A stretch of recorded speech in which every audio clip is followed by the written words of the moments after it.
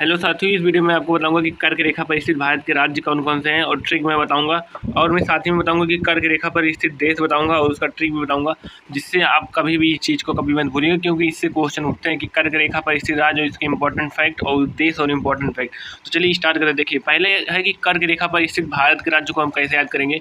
देखिए, हम एक ट्रिक लिख लेंगे। ट्रिक है कि मित्र पर गमछा झाड़। ठीक, मित्र पर गमछा झाड़ बहुत ही ईजी ट्रिक है, जहाँ मी फॉर मिजोरम हो गया, त्रा फॉर त्रिपुरा हो गया, पा फॉर पश्चिम बंगाल, रा फॉर राजस्थान, गा फॉर गुजरात, मा फॉर मध्य प्रदेश, छा फॉर छत्तीसगढ़, झार मीन्स झारखंड। ठीक, इस ट्रिक से हम याद कर सकते हैं कि कर्क रेखा पर स्थित भारत के राज्य कौन कौन से। ठीक, देखिए इंपॉर्टेंट फैक्ट क्या क्या है कि जो कर्क रेखा है 23.5 डिग्री उत्तरी अंशान। ठीक, उत्तरी अंशान भारत को 2 बराबर हिस्सों में बांटते हुए 8 राज्यों से गुजरती है।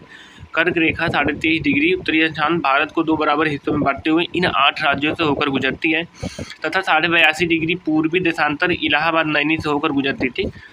ये जो कर्क रेखा है 82.5 डिग्री पूर्वी देशांतर इलाहाबाद नैनी से होकर गुजरती है तथा जो भारतीय मानक समय IST है उसका निर्धारण भी यही करती थी। जो मानक समय का निर्धारण लिया गया हमारा इलाहाबाद नैनी से लिया गया है।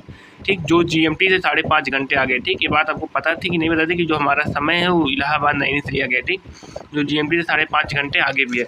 दूसरा हो गया कि हम याद बताएंगे कि कर्क रेखा पर स्थित देश कौन कौन सा। देखिए, कर्क रेखा पर स्थित देश के लिए हम ट्रिक लिखेंगे। IBM ने CJ के आदेश पर BN मैम की HMT घड़ी को स्लोप पर रखा। ठीक, ये हमारा ट्रिक है।